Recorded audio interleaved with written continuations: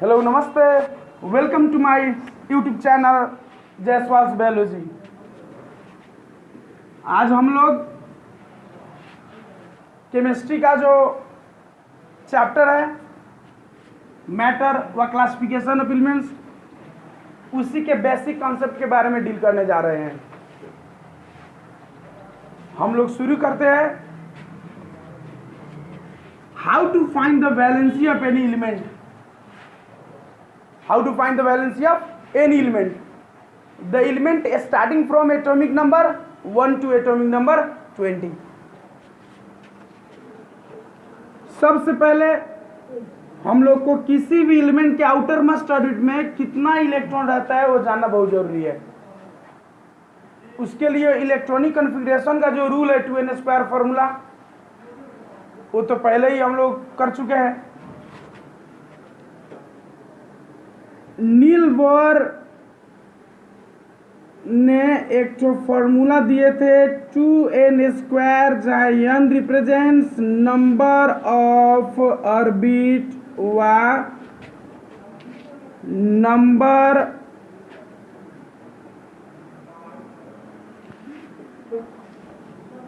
n represents number of orbit only. Suppose if the value of n is equal to 1, so by applying this formula 2n²,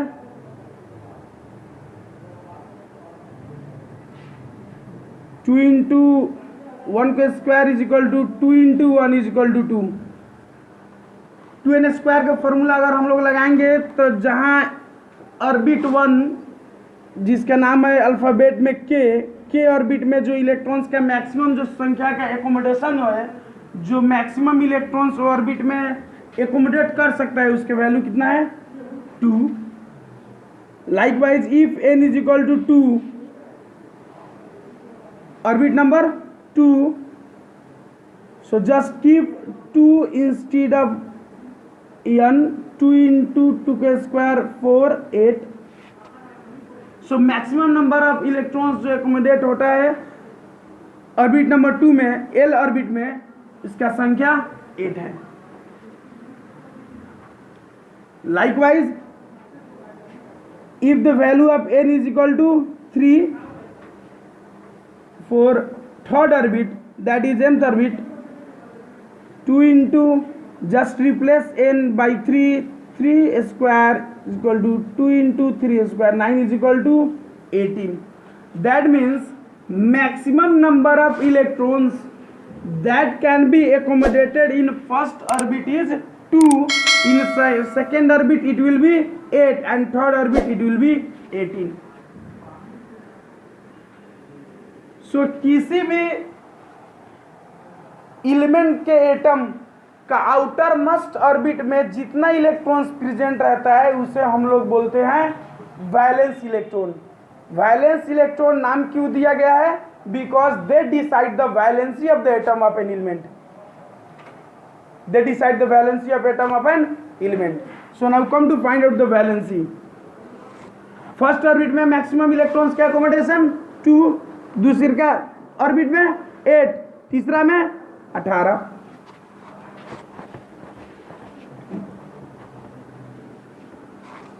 So the arrangement of maximum number of electrons accommodated in different cells or suborbitals is known as electronic configuration.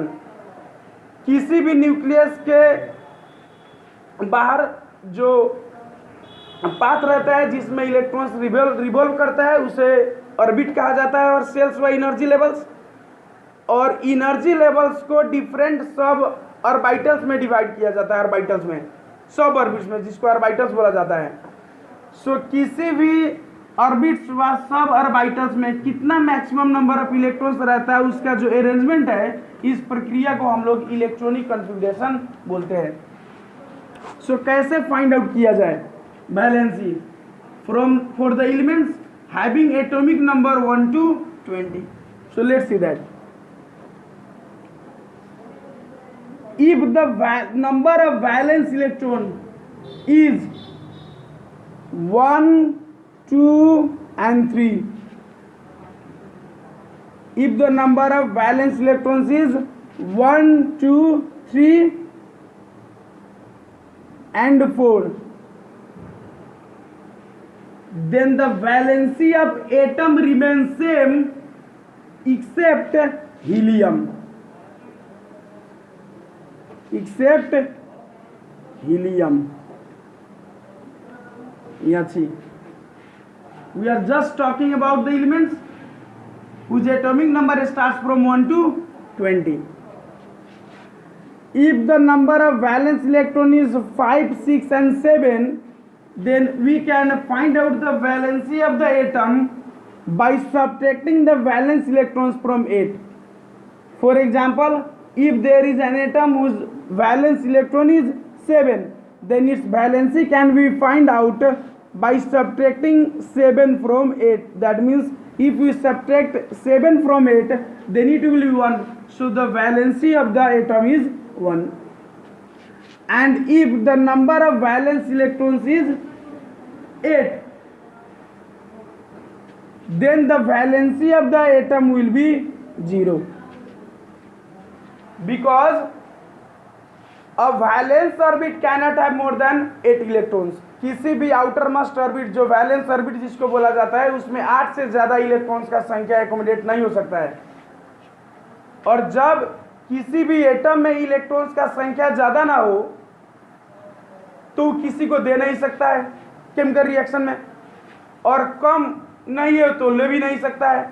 इसीलिए उसका जो outer most orbit है वो completely fulfilled रहता है, और इसीलिए इन लोग केमिकल रिएक्शन में भाग नहीं ले सकते लोग। इसीलिए इन लोग को इनर्ट गैस व नोबेल गैस बोला जाता है। एट एक ग्रुप का जितना भी एलिमेंट्स लोग हैं इनको इनर्ट एलिमेंट्स बोला जाता है।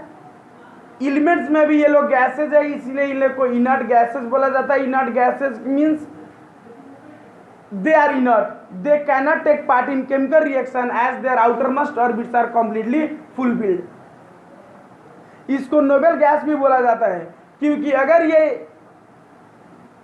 केमिकल रिएक्शन में भाग ले ले तो किसी मेंबर्स ने, सब तो लेता नहीं है, पर किसी भी मेंबर्स ने अगर लिया तो जो रिएक्शन है वो बहुत स्लो होता है, इसलिए इसको नोबेल गैस भी बोला जाता है।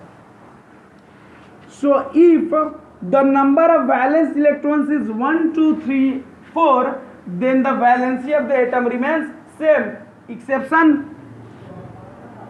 helium. हीलियम का एटॉमिक नंबर कितना? 2। हीलियम का एटॉमिक नंबर 2। ये नियम अनुसार हीलियम का जो वैलेंसी है वो 2 होना चाहिए, पर मैंने ऑलरेडी लिख दिया हूं कि एक्सेप्शन में क्या है, हीलियम है। हीलियम जो है इसके पास एक ही ऑर्बिट है, और उस ऑर्बिट में इसका एटॉमिक नंबर 2 होने के कारण उसमें जो पहला ऑर्बिट में हम लोग अभी अभी निकाले हैं, पहला ऑर्बिट में मैक्सिमम नंबर ऑफ इलेक्ट्रॉन्स कितना रहता है? 2, और हीलियम का एटॉमिक नंबर है 2। इसीलिए इसमें जो इलेक्ट्रॉन्स जो 2 है, नंबर ऑफ इलेक्ट्रॉन्स ये हीलियम एटम में, ये पहले ही ऑर्बिट में एकोमोडेट हो जाता है। वो मैक्सिमम नंबर ऑफ इलेक्ट्रॉन्स का संख्या है। हीलियम जैसे दूसरा इनर्ट जो एलिमेंट्स, ये भी इनर्ट एलिमेंट्स में ही पड़ता है, और helium does not take part in a chemical reaction as its outer most orbit are completely fulfilled. It is in duplet state. Duplet state means having 2 electrons in its outer most orbit and the atom is completely fulfilled, the orbit is completely fulfilled. ये जरूरी नहीं है, जैसे मानिए beryllium, beryllium के पास कितना electrons? 4, क्योंकि hydrogen, helium, lithium, beryllium, beryllium का एटॉमिक नंबर 4 है, और पहले ऑर्बिट में कितना इलेक्ट्रॉन्स होगा? 2, तो बाकी कितना है? 2 ही। तो ये तो जो बाहर का ऑर्बिट जो है, outer most orbit, balance orbit, उसमें भी इलेक्ट्रॉन्स कितना हुआ? 2, पर ये जो बेरिलियम का जो सेकेंड ऑर्बिट है उसे चाहिए कितना इलेक्ट्रॉन्स? 8 इलेक्ट्रॉन्स कंप्लीटली फुलफिल होने के लिए, स्टेबल स्टेट में आने के लिए। पर यहाँ पर जो है 2 तो है, पर ये जो ऑर्बिट है कंप्लीटली फुलफिल्ड नहीं है। पर हीलियम के केस में वैसा नहीं है। हीलियम का एटॉमिक नंबर 2 ही है, नंबर ऑफ इलेक्ट्रॉन्स उसमें 2 ही रहेगा, और एक ही ऑर्बिट में मैक्सिमम पहला ऑर्बिट में कितना इलेक्ट्रॉन्स रहता है? 2, तो ये कंप्लीटली फुलफिल्ड है। इसीलिए हीलियम ने किसी भी केमिकल रिएक्शन में भाग नहीं ले सकता, इसीलिए ये भी इनर्ट गैसेस के अंतर्गत ही ग्रुप 8 व 0 ग्रुप में चाहिए पड़ता है हीलियम। ये एक्सेप्शन के बाद बाकी जितने भी एलिमेंट्स है जिसका एटॉमिक नंबर 1 से कहाँ तक 20 तक है, उसका जो इलेक्ट्रॉन्स जो है, जितना वैलेंस इलेक्ट्रॉन होगा उतना ही उसका क्या होगा, वैलेंसी। फॉर एग्जांपल हाइड्रोजन का atomic number 1, so outer most orbit में इलेक्ट्रॉन्स का संख्या कितना 1, तो इसका इसीलिए वैलेंसी भी कितना 1। फॉर एग्जांपल कार्बन का एटॉमिक नंबर 6, पहले ऑर्बिट में 2, उसके बाद 4, आउटर मोस्ट ऑर्बिट में जो इलेक्ट्रॉन्स है उसका संख्या 4, तो वैलेंस इलेक्ट्रॉन का संख्या 4, इसीलिए इसका वैलेंसी भी 4। Now come to the next point. If the number of valence electron is 5, 6 and 7, then we can find the valency of the element by deducting the valence electron from 8.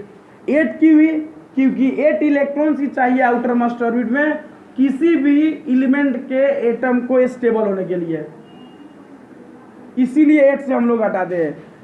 6, suppose atomic number of oxygen is 8, सो पहले orbit में 2 electrons, बाकी कितना electrons हो गया 6, सो 8 में से 6 घटा दीजिए, माइनस सब्ट्रैक्ट कीजिए, कितना होगा 2। इसीलिए जो ऑक्सीजन है उसका चाहिए वैलेंसी कितना रहता है 2। यहाँ भी एक्सेप्शन में है एक तो, इसका नाम है नाइट्रोजन। नाम क्या है? नाइट्रोजन। नाइट्रोजन का जो एटॉमिक नंबर है वो कितना है? नाइट्रोजन का एटॉमिक नंबर कितना है 7, पहले ऑर्बिट में 2, दूसरे में 5। 5 जब ऑर्बिट से है तो मैंने ऑलरेडी बोल दिया कि 5, और अगर ऑर्बिट में किसी भी इलेक्ट्रॉन्स 5 हो तो वैलेंस इलेक्ट्रॉन का संख्या 5 हो गया आउटर मोस्ट ऑर्बिट में, तो 5 को 8 में से सब्ट्रैक्ट कीजिए, तो 8 में से 5 सब्ट्रैक्ट किया जाएगा तो 3।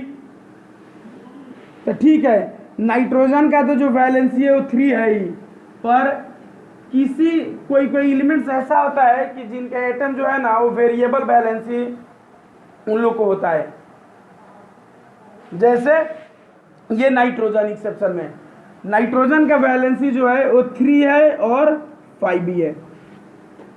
ये 5 होने के मुख्य राज जो है वो है एक तो कंपाउंड जिसका नाम क्या है नाइट्रोजन पेंटाऑक्साइड। क्या है? Nitrogen pentoxide. सो किसी भी अगर मोलिकुलर फार्मूला आप निकालेंगे तो जो ये वैलेंसी है ना वो क्रॉस होगा, नाइट्रोजन का वैलेंसी 5, ऑक्सीजन का वैलेंसी 2, तो नाइट्रोजन पेंटाऑक्साइड। यहाँ से जो वैलेंसी है जो नाइट्रोजन का वो कितना हो गया, नाइट्रोजन का जो वैलेंसी है वो 5 हो गया, और ये परिवेश में 3। सो 3 and 5 ये 2 तो वैलेंसी है जो चाहे नाइट्रोजन एटम के पास है,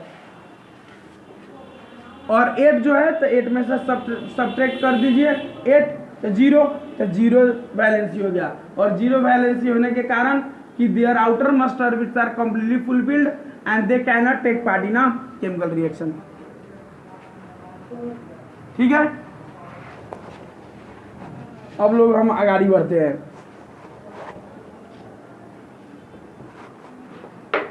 मैंने कल ही बोला था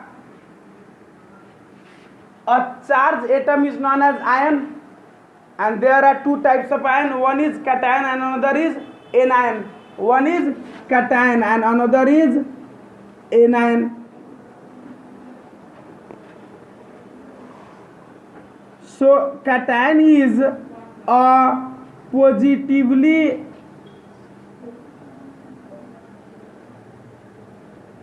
charged atom or ion.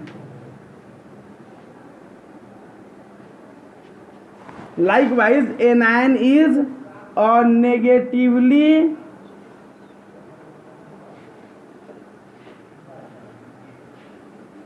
charged atom or ion. Positively charge atom और आयन को कैटायन बोला जाता है, और एनायन का अर्थ नेगेटिवली चार्ज एटम और आयन है।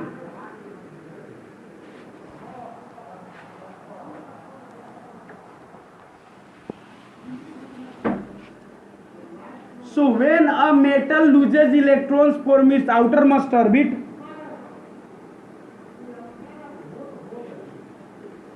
then it gets positive charge in it.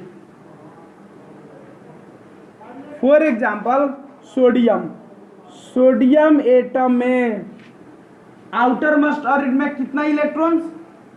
1 electrons, क्योंकि इसका एटॉमिक नंबर 11 है, तो पहले 2, उसके बाद 8, तब 1। तो आउटर मोस्ट ऑर्बिट में इलेक्ट्रॉन्स कितना? 1।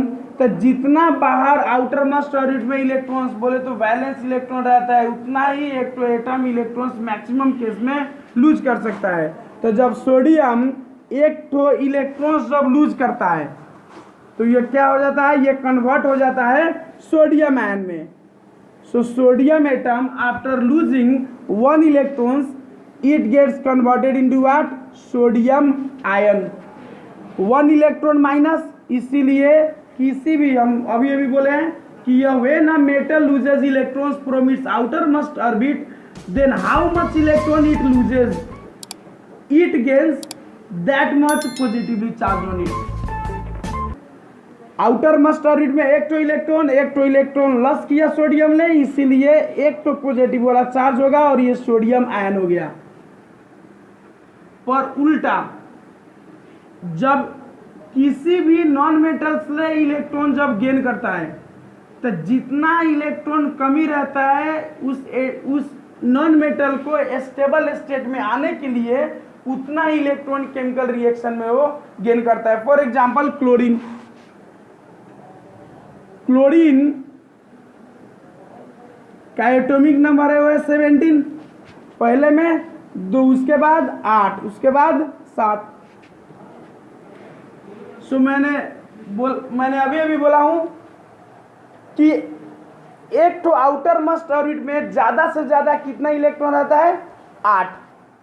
अब valence orbit can not have more than 8 electrons, तो 7 तो यहां पर हो गया, तब बाकी कितना है? 1। तो इसको 1 इलेक्ट्रॉन और चाहिए ड्यूरिंग केमिकल रिएक्शन ताकि ये स्टेबल स्टेट में आ सके। तो ये मैक्सिमम इलेक्ट्रॉन लेगा ही कितना? 1। तो ये 1 इलेक्ट्रॉन्स जब गेन करेगा तो ये कन्वर्ट हो जाएगा किसमें? नेगेटिवली चार्ज में। इसको बोला जाता है क्लोराइड आयन, इसको बोला जाता है सोडियम आयन। अगर आपको किसी ने पूछ दिया कि सोडियम आयन में बताइए कि टोटल नंबर ऑफ इलेक्ट्रॉन्स कितना है, तो आप लोग कितना बोलिएगा? देखिए हम बता रहे हैं कॉन्सेप्ट। सोडियम में कितना? सोडियम का एटॉमिक नंबर 11 एटॉमिक नंबर है, तो इसमें इलेक्ट्रॉन्स का संख्या भी कितना रहेगा? 11। और 11 में से इसने क्या किया है? 1 इलेक्ट्रॉन्स लूज कर दिया है ड्यूरिंग केमिकल रिएक्शन। तो अब जो इलेक्ट्रॉन्स का संख्या हो गया वो कितना? 10। इसका अर्थ सोडियम आयन में जो इलेक्ट्रॉन्स का जो संख्या होता है वो कितना है? 10। लाइकवाइज क्लोरीन का एटॉमिक नंबर 17, तो इसमें 17 इलेक्ट्रॉन्स है, 17 इलेक्ट्रॉन्स, और एक तो इलेक्ट्रॉन्स ये क्या करेगा? गेन। तो ये कितना में कन्वर्ट हो जाएगा? 18 में। तो क्लोरीन आयन में जो इलेक्ट्रॉन्स का टोटल संख्या है वो कितना हो गया? 18।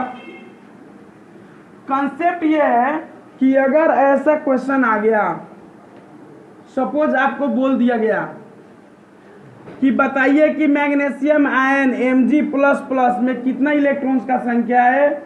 अगर आपको बोल दिया गया कि ऑक्सीजन माइनस इसमें कितना इलेक्ट्रॉन्स का संख्या है, तो प्लस होगा तो इसका जितना टोटल जो इलेक्ट्रॉन का संख्या होगा, तो प्लस यदि चार्ज है तो जितना प्लस चार्ज है उतना घटा दीजिए, यदि माइनस होगा तो जितना चाहिए टोटल इलेक्ट्रॉन है उसमें माइनस है, जितना चार्ज है उतना प्लस कर दीजिए। फॉर एग्जांपल मैग्नीशियम का एटॉमिक नंबर 12, तो 12 ये हो गया, और चार्ज कितना प्लस है? 2 प्लस, तो 2 घटा दीजिए, तो अब कितना हो गया? मैग्नीशियम आयन में जो इलेक्ट्रॉन्स का संख्या है वो कितना हो गया? 10। लाइकवाइज ऑक्सीजन, तो ऑक्सीजन का एटॉमिक नंबर कितना है? 8, तो इसमें इलेक्ट्रॉन्स का संख्या भी 8, और कितना नेगेटिव चार्ज है? 2, तो इसीलिए नेगेटिव चार्ज को क्या किया जाता है? प्लस। और पॉजिटिव चार्ज जितना है उतना उसको क्या किया जाता है, माइनस। तो 8 + 2 ये इक्वल टू क्या हो गया, 10।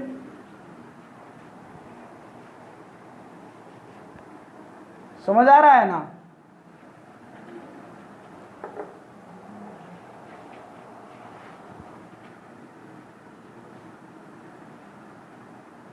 आज का जो टॉपिक है हम लोग यहीं पे समापन करते हैं। अगर आपको ये वीडियो अच्छा लगा तो आप सब्सक्राइब कीजिए, लाइक कीजिए, कमेंट कीजिए, और आगाड़ी कौन से टॉपिक पर आप मेरा वीडियो देखना चाहते हैं वो कमेंट करके हमें बताइए। धन्यवाद।